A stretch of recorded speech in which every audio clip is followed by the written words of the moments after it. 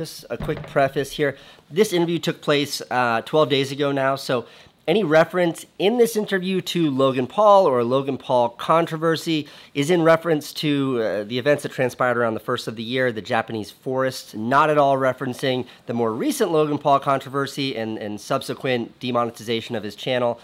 None of that is referenced because that all happened after this interview took place. While I would love to know more specifically what's going on with YouTube with these recent events, unfortunately, this interview took place before they happened. Hope that's clear. Okay, here's the interview. All right, welcome. Have you ever made a YouTube video before? No, it's my first one. I'm always very vocal with what I see as YouTube's strengths and YouTube's shortcomings.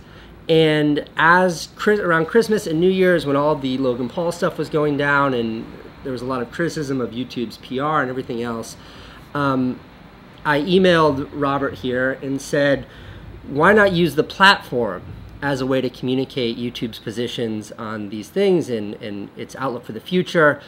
And he said that's a great idea, and this is sort of a first stab at that. He offered, thank you, to come on my YouTube channel and talk about the future of YouTube and answer whatever questions I had. Is that fair? That is absolutely fair, and I'm so happy to be here. So thanks for it. It's actually your idea. It wasn't my idea. It was yours. Trying to be generous. And it's risky, but hey, that's what you guys do, risky stuff every day. Tell us who you are. I think most YouTubers, when they think of YouTube leaderships, they know Susan, but people don't know you. So who are you and what do you do? Sure. So I'm Robert Kinsel. I'm Chief Business Officer of YouTube. And in my day-to-day job, I'm responsible for all of the YouTube creators and content partners who are making their living on YouTube and creating amazing audiences.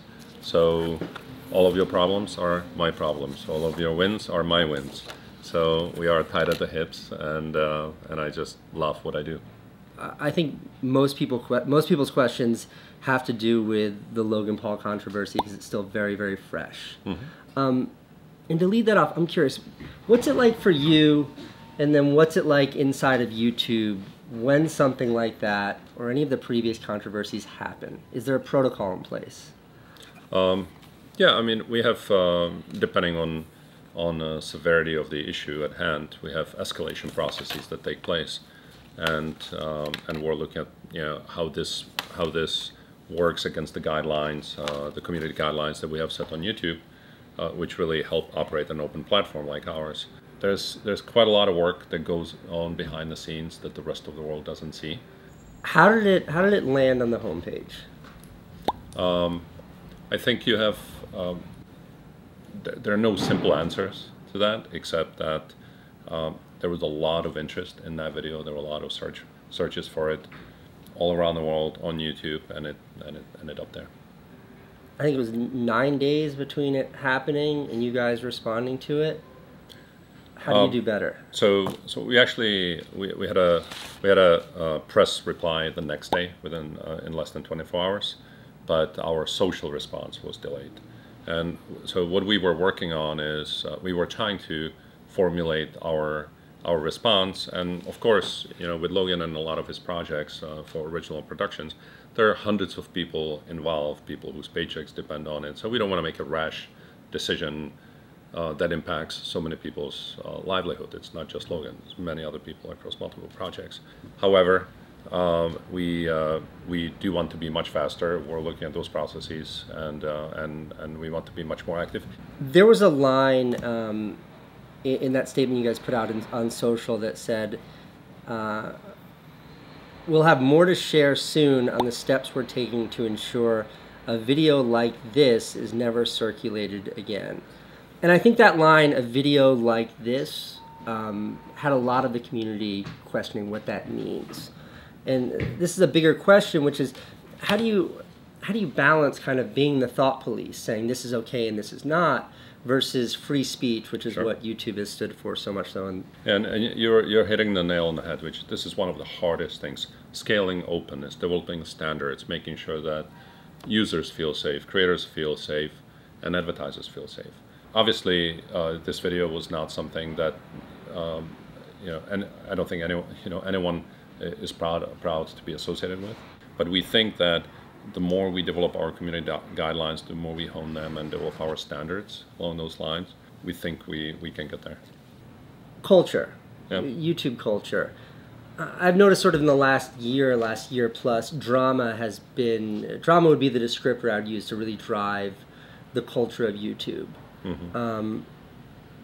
What do you think of that? Drama. Are you talking about the drama you create? I'm a part of the problem with this, but drama is rewarded with views. Drama is rewarded with attention. Drama is rewarded ultimately with dollars.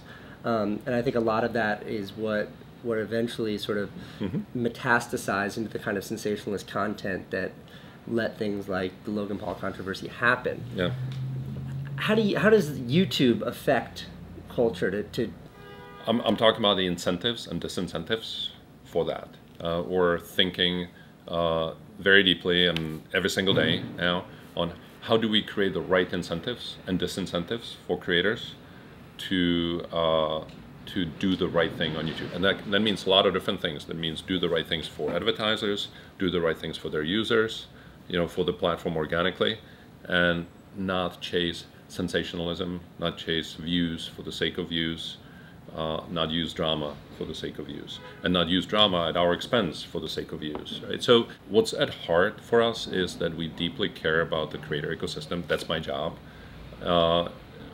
If you don't succeed, we don't succeed. What we want to make sure that creators who are making a living on YouTube feel safe doing so. That there's no gaming basically. That it's just all about like doing the right thing, and it is our job to set those guidelines in place and incentives in place. So we're working on that quite busily. What kind of creators would you like to see more of on the platform?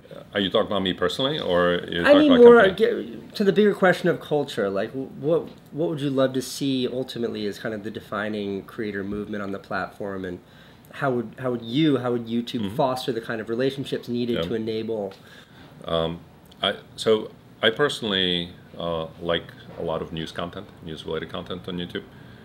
It just helps catch up on everything that's going on, and it has a different flair on YouTube. Educational content, but I don't mean the traditional educational sense. It's just that I've learned something new. My older daughter, who became vegan, and we didn't want them to become vegan, and then them, because it's a lot of work. Yes. and she found all the inspiration and all the arguments on how to argue and convince parents on YouTube. By the way, the one category I didn't mention is, and we would like more and more female creators on the platform. Right? Just hear that? Big opportunities on the platform. I always, It's a huge opportunity, huge. And so L Mills, have you discovered L Mills yet? And by the way, every time you tell me that, I remember the last time you said, "Oh, you gotta watch this guy, David Dobrik." This was like 3 years ago. It was like he's on the rise, and of course, David's a star. He's a star. So I know you have an eye for it. So I'll make sure to follow her. No, but that's another category that we're really focused on. What do we want to grow? We want everybody to grow, but what do we want to grow a little bit more that maybe is underserved, that maybe needs the extra push in terms of our attention, extra push in terms of marketing, content funding, whatever it is, and then we put somebody on it and say, build a plan. They build a plan, we approve the plan, and then they start executing against it. That's how the process with us works. So this is a big question I have, that I've always had, which is that in all my years in television, I never met a TV studio head who wasn't at one time a TV producer. In cinema, I've never met a movie studio head who didn't produce movies. But no one on the YouTube sort of senior executive leadership side has ever made a living as a creator. So how does Susan, how do the other leaders at YouTube empathize with the struggles of being a creator, having never been there yourself? So I might not have produced myself, but I'll just give you my little quick background. I started in the mailroom of a talent agency, working with writers, actors, directors, stapling their pictures and resumes and sending it to cast interviews, etc. Became an assistant, and just went to work for a movie production financing company. So made a lot of films, and then went to HBO, and launch HBOs around the world, and eventually to Netflix, and then to YouTube. So I've been around content all of my professional career, and have learned it from inside out and every angle. So I'm deeply passionate about it. I live it, and that's both my professional and personal life. Now, when it comes to, but I have not been a YouTube creator myself. When you think about YouTube, it's really a massive platform. It's a it's a massive technological feat. And what you really need is people who are incredibly proficient at building an infrastructure on a unprecedented level all around the world, of ingesting 450 hours of video every single minute, streaming a billion hours a day in HD quality. So what our company has to do is sort of marry the technological prowess with content prowess together, and do it at scale. The changes in the partner program. So you have to have 4,000 hours of watch time, 1,000 subs to monetize. A question, or something I saw a lot on Twitter, was new or tiny YouTube channels seeing that as tremendously discouraging. So Yeah. how do you respond to that? So we don't succeed unless you succeed. If there are no great creators, there are not going to be enough users, there's not enough advertisers. It doesn't work. So we think that this level is high enough for us to learn about the partner, so that we can turn ads on them and not disappoint advertisers. And at the same time, that it's not so far out that it will be untenable and unreachable for them. We want as many creators monetizing, but we also want to make sure that everybody who's monetizing is doing the right thing and is protected. Because if somebody doesn't do the right thing and are in there, and advertisers react in a certain way, then all of you get punished. And that's not a good outcome, because then you don't succeed, we don't succeed. Nobody's happy. About monetization, when you guys made the changes that were made in response to Adpocalypse, there was a lot of frustration, expressed on social media. Did you guys see that outcry coming for the false positives? Did it catch you off guard? It was really, really hard, because you're just trying to stabilize the ecosystem that's moving around. So yes, we heard the outcry, of course, and I can tell you there's nothing more painful than hear from the advertisers their stories, and nothing more painful than hear from the creators. And you should know, both sides think that we favor the other. Both sides think, and so we clearly have work to do of the ecosystem. It does feel like at times that what creators want to make, what audiences want to see, doesn't always align, or doesn't align with what advertisers want to buy against. How do you rectify that? So, sometimes that happens, and it's really hard to tell an advertiser, look, you must buy this, right? Because they say, look, that's my brand, and I just don't want to. That's their choice. One of the things that we worked really hard on last year was our yellow monetization icon, because that really, which I know might have been painful and work, but it was something that helped us reduce false positives by 30%. It was really impactful. Suddenly getting the input from creators saying, look, this was not correct. Everyone who participated in that. Let me ask you about the yellow icon, because from the most cynical creator perspective, what it's viewed as is a way of saying, we think this might not be advertiser friendly, so we're going to cut your revenue on it, but we're still playing it.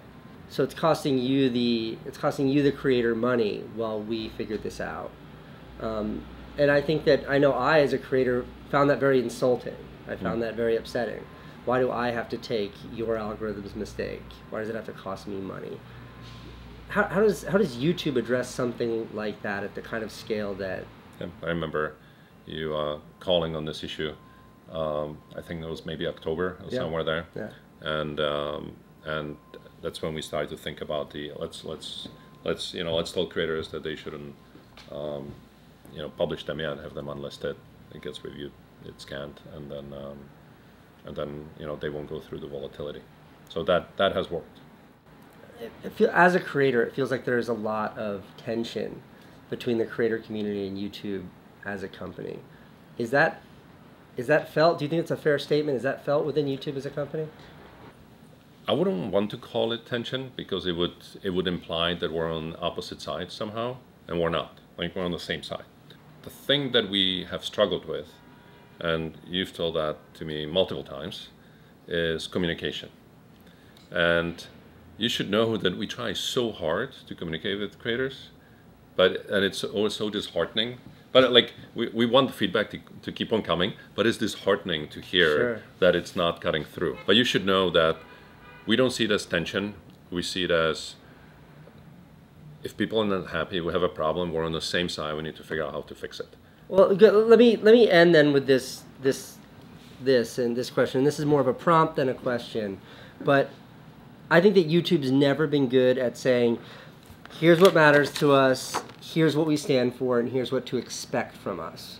So I invite you to now just kind of use this platform as a way to tell all of us creators in the community what matters to you, what do you stand for, and what is next for YouTube as a platform? Sure. So what we stand for is really 4 freedoms. Freedom of opportunity, anybody to make a living on YouTube, bring revenue from the entire world, and there are many wonderful examples. Freedom of speech, as important as ever. Freedom of information, accessing it. I grew up in a communist country, in Czechoslovakia, behind the Iron Curtain. It's really important, the openness and freedom of speech and freedom of information is really important to me, and that is why I love what I do. And then the 4th one is freedom to belong. People creating communities on YouTube that they can feel like they can share a bit more with, that they may not have in person somewhere else, but on YouTube they do. So we have these 4 core freedoms that we truly care about. What is important to us is the success of our partners. The partners are creators and advertisers. So to us, what's most important is bringing these 2 communities together, advertisers and creators, and make sure that they all succeed. And if they do, we'll be fine. And everything that I say is like that, we're on your side. We mean it. We may not get it right, many times for one reason or another, but the intent is always good. The intent is always on your side. And so hopefully we can deliver more and more on that and truly make everybody even happier and more successful. Well, Robert, thank you for coming on. And I want to say that Robert did not ask me to do this, but I can't have you on, Robert, without plugging your book, Stream Punks. By reading this book, I get to understand how you think of YouTube. And that means a lot, considering you're the one pulling all the strings. And then the second thing that I like the most, and I wish you had talked more about it, because I think it's just the first chapter or the preface or something, is when you talk about your upbringing in here, behind the Iron Curtain and not having any access to media at all. And the first movie that you ever saw was Terminator, but it was dubbed in Czech. Nedělej to, prosím! Musím jít, Johne. And understanding that that's where you're coming from, and now that you're in the position you're in, enables me to empathize with you and by proxy with YouTube more. So, thank you, Casey. Thanks for having me here. Yeah, I appreciate it. Awesome studio. This is great. All right. Thanks for watching if you made it that far. I just wanted to put this at the end to, again, thank YouTube, thank Robert for doing this, and then also to encourage YouTube to do more of this. There are a lot of other creators on this platform that I know would love to interview some of the senior management at YouTube, and there is certainly enough controversy taking place on this platform to warrant those interviews. So I know it may not make the most interesting or fun video, but I do think that this is an effective way for YouTube to share what the hell's going on within that company to us, to the community. So thanks, YouTube. Okay, tomorrow I will be back to my regular programming.